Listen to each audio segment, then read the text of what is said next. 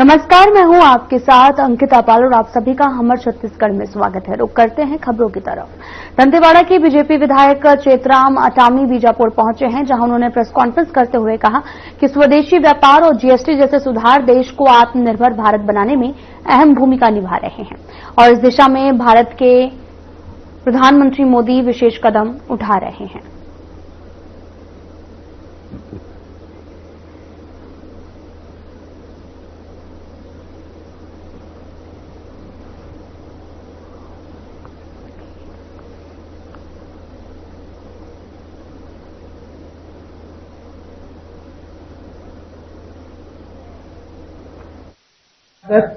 कला, शिल्प और संसाधन आत्मनिर्भरता के सशक्त उदाहरण है, जहां यहाँ की समृद्ध संस्कृति परंपरागत कला, शिल्प और संसाधन आत्मनिर्भरता के सशक्त उदाहरण है। कांग्रेस का प्रदेश भर में संगठन सृजन अभियान चल रहा है, जिसके तहत एआईसीसी ने पर्यवेक्षक नियुक्त किए हैं और छत्तीसगढ़ के कई जिलों के दौरे पर हैं। और इसी क्रम में केंद्रीय पर्यवेक्षक चरण सिंह का दौरा डोंगरगढ़ में हुआ, जहां उन्होंने विश्व प्रसिद्ध मां बमलेश्वरी देवी की पूजा अर्चना की और क्षीरपानी प्रांगण में संगठन सृजन अभियान के तहत बैठक ली है। वहीं मीडिया से चर्चा करते हुए चरण सिंह ने बताया कि वे पिछले कई दिनों से जिले के दौरे पर हैं और जिले भर में कांग्रेस की स्थिति अच्छी है। यहां हम धर्म और समाज का आदमी कांग्रेस पार्टी को चाहता है। ये सर्वधर्म संभव की धरती है। यहां बीजेपी की द्वेष, नफरत, ध्रुवीकरण की कोई जगह नहीं है। इस अवसर पर उनके साथ डोंगरगढ़ विधायक हर्षिता स्वामी बघेल और पूर्व जिला अध्यक्ष नवाज खान सहित बड़ी संख्या में कांग्रेस के पदाधिकारी और कार्यकर्ता उपस्थित रहे।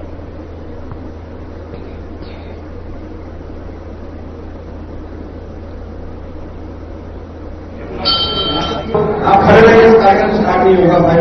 आपने सबसे बेहतरीन नेतृत्व मैं कहूंगा। पूरे जिले के अंदर कांग्रेस पार्टी की स्थिति अच्छी है। यहाँ पर हर धर्म का व्यक्ति, हर समाज का व्यक्ति कांग्रेस पार्टी को चाहता है। कांग्रेस पार्टी और आदरणीय श्री राहुल गांधी जी ने और खड़गे जी ने जो मुद्दे उठाए हैं, वो चाहे जातिगत जनगणना का मुद्दा हो, संविधान का मुद्दा हो, परम पूज्य डॉक्टर बाबा साहब अम्बेडकर जिन्होंने संविधान की रचना की, उनकी भी एक भूमि है। यहाँ पर भगवान गौतम बुद्ध जी का भी स्थान है। तो ऐसी जगह पर, ऐसी पावन धरती पर जहाँ पर सर्वधर्म समभाव चलता है, यहाँ पर भारतीय जनता पार्टी के द्वेष, नफरत और ध्रुवीकरण की कोई जगह नहीं है।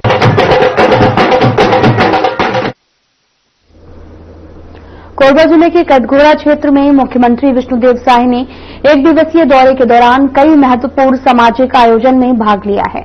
उन्होंने कसनिया मोड़ पर बनने वाले नए चौक का भूमि पूजन किया, जो समाज के आराध्य भगवान सशस्त्र बहु के नाम पर स्थापित होगा। चौक पर भगवान की भव्य प्रतिमा और 25 लाख रुपए लागत का स्वागत गेट बनाया जाएगा। आसपास एक सुंदर गार्डन का निर्माण भी होगा। सीएम साय ने कहा, इस कार्य में सहयोग देने वाले सभी जनप्रतिनिधियों, समाजसेवियों और नागरिकों को शुभकामनाएं दी। इसके अलावा मुख्यमंत्री रामपुर चौक भी पहुंचे और अमर शहीद सीताराम कंवर की आदमकद प्रतिमा का अनावरण किया। सीएम साय ने कहा कि शहीद की वीरता नई पीढ़ी को प्रेरणा देगी।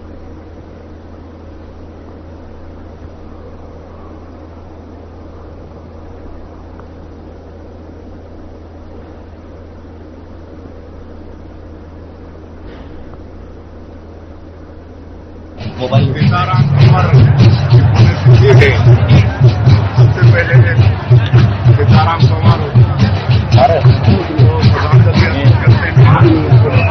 सभी भाई बहनों से कहते हैं, रामपुर समाज के द्वारा प्रतिमा व्यवस्था किया गया है। सीताराम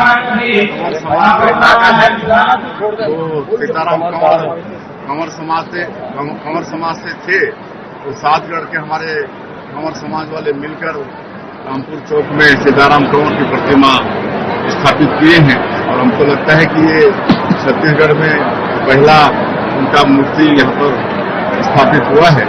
और साथ ही साथ आज कसनिया मोड़ में भी जायसवाल समाज के जो इष्ट हैं भगवान सहस्त्र बाबू भी उनका प्रतिमा स्थापित वहां पर भी होगा और उसके भी आज भूमि पूजन किए। सर, ब्रिटिश के प्रधानमंत्री ने भारत के प्रधानमंत्री की तारीफ की और कहा है 2028 तक भारत तीसरी विश्व की सबसे बड़ी अर्थव्यवस्था बनेगा। यह ब्रिटिश के प्रधानमंत्री ने हमारे प्रधानमंत्री और देश के लिए कहा।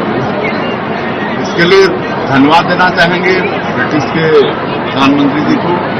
और वैसे तो आज हमारे देश के यशस्वी प्रधानमंत्री नरेंद्र मोदी जी ये विश्व के सर्वाधिक लोकप्रिय नेता हो गए हैं। आज कई देश के लोग संकट की स्थिति में उनसे राय मशविरा करते हैं।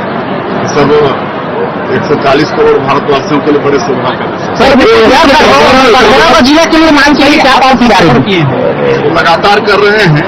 आप सब लोगों को भी मालूम है और पूरा देश को मालूम है कि जब से हम लोग सरकार में आए हैं नक्सलवाद के खिलाफ में हमारे जवान बहुत मजबूती के साथ लड़ रहे हैं। और माननीय प्रधानमंत्री जी, माननीय गृहमंत्री जी, श्री अमित शाह जी, उन्होंने संकल्प जो किया है कि आने वाला साल 31 मार्च 2026 तक पूरे देश से नक्सलवाद को समाप्त करना है। और इस मजबूती के साथ नक्सलवाद के साथ लड़ाई हम लोग लड़ रहे हैं, हमारे जवान लड़ रहे हैं। लगातार ऑपरेशन में जो सफलता मिल रही है, बड़े बड़े माओवाद न्यूट्रलाइज हो रहे हैं। इससे पूरा भरोसा है माननीय प्रधानमंत्री जी का और माननीय गृहमंत्री जी का संकल्प पूरा होगा। उमाया गार्डन में सुजलाम भारत के तहत में जल संरक्षण जल संवर्धन पर अहम कार्यशाला आयोजित की गई और इस कार्यक्रम में छत्तीसगढ़ के सीएम विष्णुदेव साय ने हिस्सा लिया और उपस्थित विशेषज्ञों को संबोधित किया। मुख्यमंत्री साय ने जल संरक्षण के महत्व पर जोर देते हुए कहा कि जल है तो कल है और इस कार्यशाला को इस क्षेत्र में मील का पत्थर बताया है।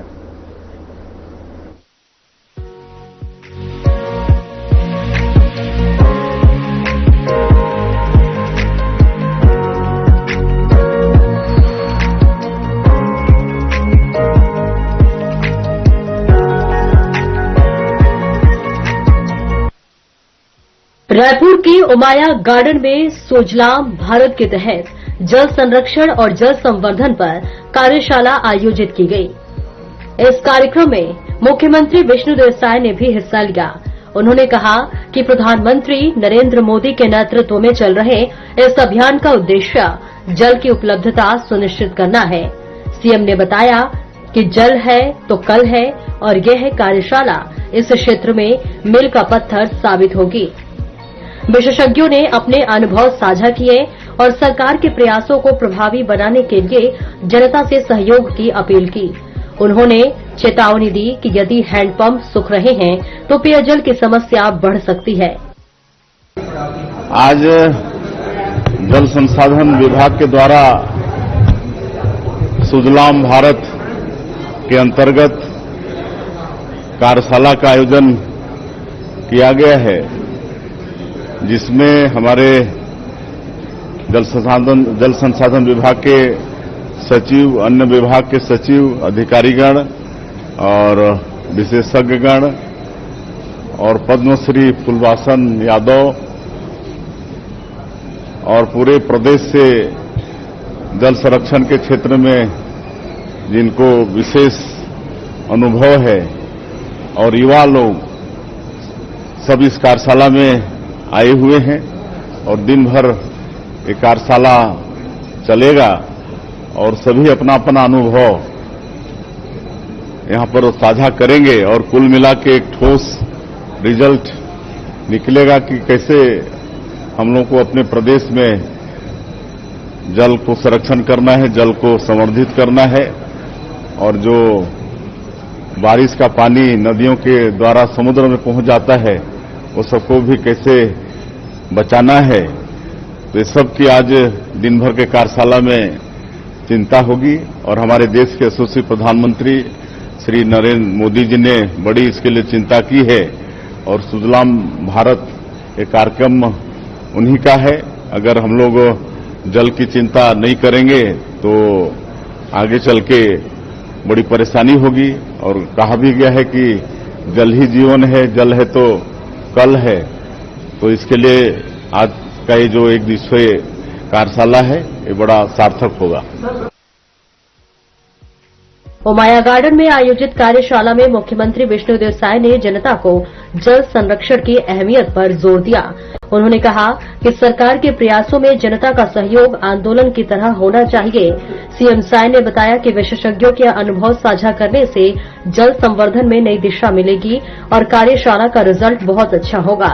उन्होंने लोगों को चेताया कि यदि जल स्रोत सूखते हैं तो पेयजल की समस्या पैदा हो सकती है। कार्यक्रम में मौजूद नागरिकों ने कहा कि यह पहल इस क्षेत्र में सकारात्मक बदलाव लाएगी और जनता को जल संरक्षण की ओर जागरूक करेगी। सर, सबसे पहली चुनौती तो यही है कि हमारे पास जो वर्षा का जल अवेलेबल है उसका हम बेहतर किस तरह से संरक्षण कर सके, उसका किस तरह से बेहतर नियमन कर सके, ये बहुत ज्यादा जरूरी है। क्योंकि पानी जो है वो हमें बहुत सारे क्वांटिटी में अवेलेबल है, लेकिन वो सब पानी जो है हमारे यूज करने के लायक नहीं है। तो हमारे यूज करने के जो लायक पानी बचा है उसको हम कैसे बेहतर तरीके से सस्टेनेबल तरीके से उपयोग कर सके, ताकि हमारी भी जरूरतें पूरी हो जाए और आने वाली जो पीढ़ी है उसके लिए भी हम पर्याप्त मात्रा में जल संरक्षित कर सके। यही सबसे बड़ी जो है चुनौती हमारे सामने है। रायपुर में आयोजित जल संरक्षण कार्यशाला में विशेषज्ञों ने सरकार के प्रयासों को समर्थन दिया। मुख्यमंत्री विष्णुदेव साय ने कहा कि जल है तो कल है और सरकार द्वारा किए जा रहे कार्यक्रमों से लोगों को पर्याप्त जल उपलब्ध कराया जा सकेगा। उन्होंने जनता से अपील की कि जल संरक्षण में हर व्यक्ति सक्रिय भूमिका निभाए। कार्यक्रम में हैंडपंप सूखे होने और पेयजल संकट की संभावनाओं पर भी चर्चा हुई। विशेषज्ञों ने अनुभव साझा कर बताया कि छोटे छोटे उपायों से जल की बचत और संवर्धन संभव है। इस कार्यशाला को इस क्षेत्र में मील का पत्थर बताया। बहरहाल मुख्यमंत्री विष्णुदेव साय ने जनता से अपील की कि जल संरक्षण के प्रयासों में हर नागरिक अपनी भूमिका निभाए। उन्होंने कहा कि सरकार के प्रयासों में जनता का सहयोग आंदोलन की तरह होना चाहिए ताकि जल की उपलब्धता सुनिश्चित की जा सके। Bureau report.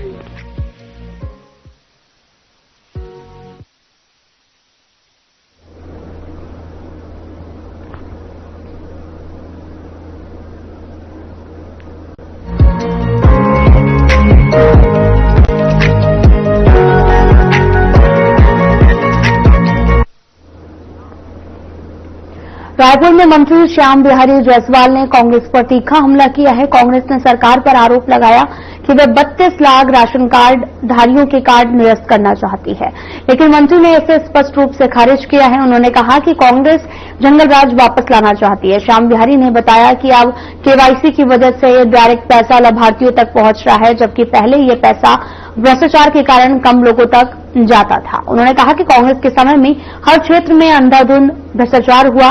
सरकार जब इसे दुरुस्त करने की कोशिश करती थी तो कांग्रेस को पीड़ा होती है। मंत्री ने कांग्रेस की नीतियों की तुलना भ्रष्टाचार और अनियमितताओं से की है। साथ ही जनता से अपील की कि वे सरकार के सुधारात्मक कदमों को समझें।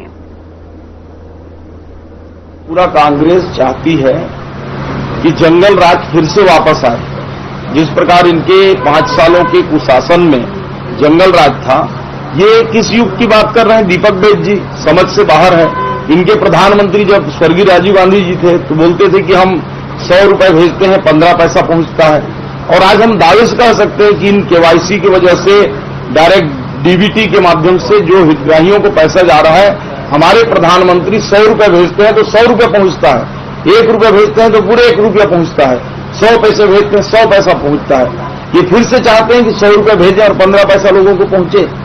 इस प्रकार का जो इनके समय में अंधाधुंध हर क्षेत्र में भ्रष्टाचार हुआ है और जब सरकार उसको दुरुस्त करना चाहती है तब इनको पीड़ा होती है।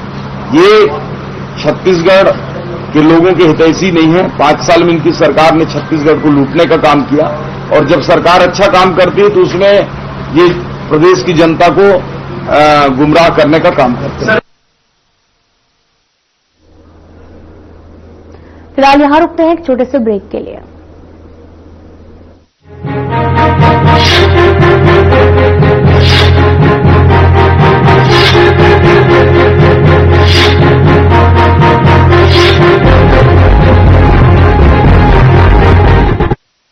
क्या आप दुबले पतले कमजोर हैं? आपकी सेहत नहीं बनती, भूख कम लगती है, वजन नहीं बढ़ता।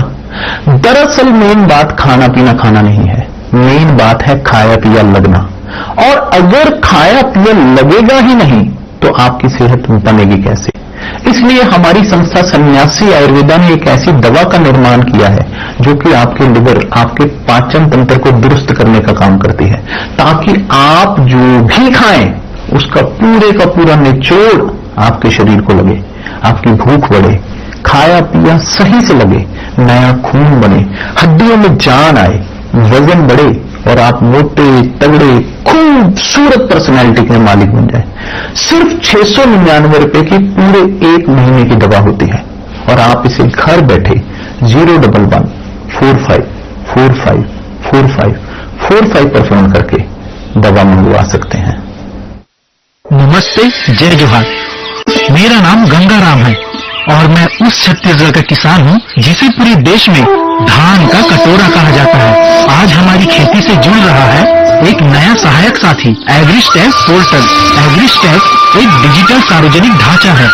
इसमें किसान की पहचान, जमीन का रिकॉर्ड और फसल की जानकारी एक जगह दर्ज होती है। यह सिस्टम सुरक्षित है और हमारी जानकारी सिर्फ हमारी सहमति से ही साझा होती है। इस बार सोसाइटी में धान बेचने के लिए एग्रीस्टैक में पंजीकरण अनिवार्य है। एग्रीस्टैक से हम किसानों को सीधा लाभ मिल रहा है। योजनाओं और सब्सिडी की जानकारी अब हमें तुरंत और सीधे मिल रही है। बस आधार और ऋण पुस्तिका लेकर नजदीकी सीएससी केंद्र या सोसाइटी जाइए। पंजीकरण बिल्कुल निःशुल्क है और कुछ ही मिनटों में पूरा हो जाता है। अब तक 24 लाख से ज्यादा किसान इस पोर्टल से जुड़ चुके हैं। अगर आपने अभी तक पंजीकरण नहीं कराया है तो देर मत कीजिए, यह हमारे भविष्य की चाबी है।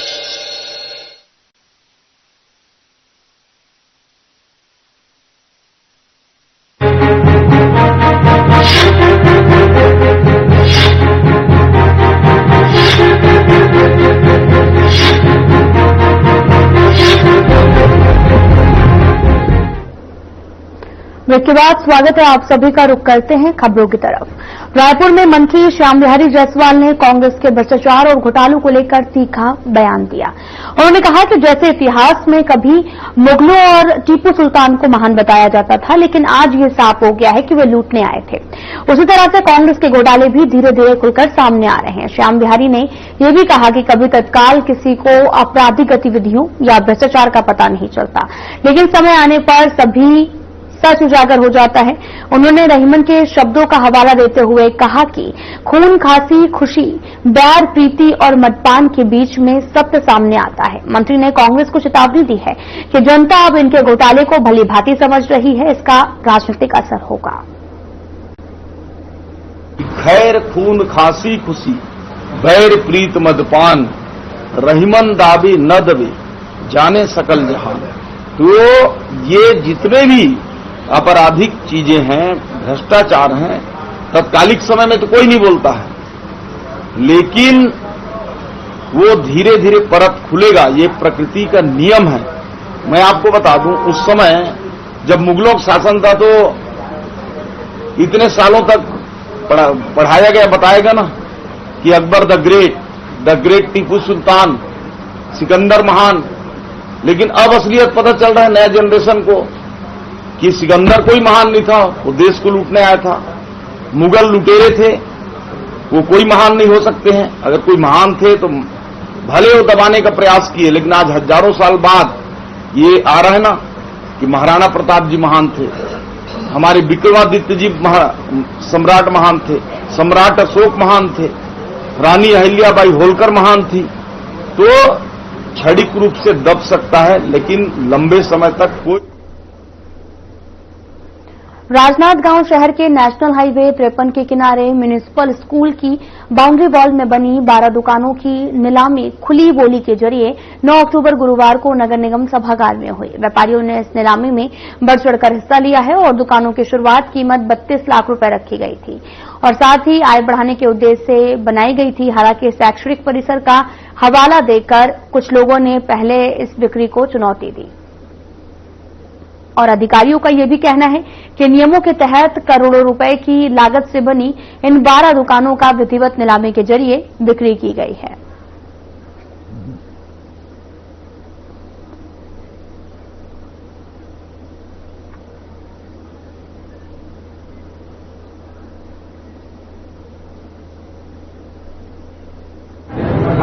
नगर पालिक निगम द्वारा पहले महावीर चौक में 12 दुकानें निर्मित हैं, जो लंबे समय से चूंकि भूमि का आवंटन रुका हुआ था, इसलिए उसकी नीलामी भी रुकी हुई थी। अभी हाल ही में वो जमीन नगर पालिक निगम के पक्ष में आवंटित हुई है और उसी तारतम्य में फिर आज समाचार पत्र में विधिवत प्रकाशन उपरांत उसकी नीलामी की प्रक्रिया राजस्व विभाग द्वारा की जा रही है। कुल 12 दुकानें हैं जो अलग अलग वर्गों के लिए आरक्षित है। आज नीलामी प्रक्रिया उसकी जारी है। खुली बोली अलग अलग दुकानों के अलग अलग है, जो गाइडलाइन के हिसाब से मूल्यांकन होता है और जो शासन के निर्देश है उसके अनुसार है। वो लगभग 32 लाख के आसपास प्रत्येक दुकान का अनुमानित कीमत है। बीजेपी और पिछड़ा वर्ग मोर्चा के प्रदेश अध्यक्ष अशोक साहू ने अपनी नियुक्ति के बाद पहली बार दुर्ग जिले का दौरा किया, जहां उनका भव्य स्वागत बीजेपी जिला अध्यक्ष सुरेंद्र कौशिक और पिछड़ा वर्ग मोर्चा जिला अध्यक्ष रूप सिंह सिन्हा के नेतृत्व में पटेल चौक में हुआ, जहां स्वागत कार्यक्रम के बाद दुर्ग जिला बीजेपी कार्यालय में बीजेपी और पिछड़ा वर्ग मोर्चा की संयुक्त बैठक का आयोजन किया गया। इस बैठक में मुख्य रूप से अशोक साहू और पूर्व कैबिनेट मंत्री रामशिला साहू, जिला बीजेपी अध्यक्ष सुरेंद्र कौशिक सहित अन्य वरिष्ठ नेता उपस्थित रहे। और इस बैठक में नेताओं ने केंद्र और राज्य सरकार की योजनाओं को आम जनता तक पहुंचाने और उन्हें बीजेपी से जोड़ने की अपील की है।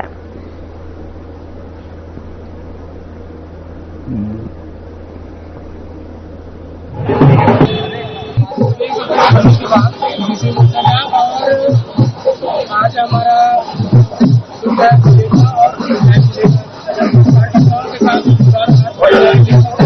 और हमारे ओबीसी मोर्चे के और हमारे जिले के वरिष्ठ लोग आगे रहेंगे।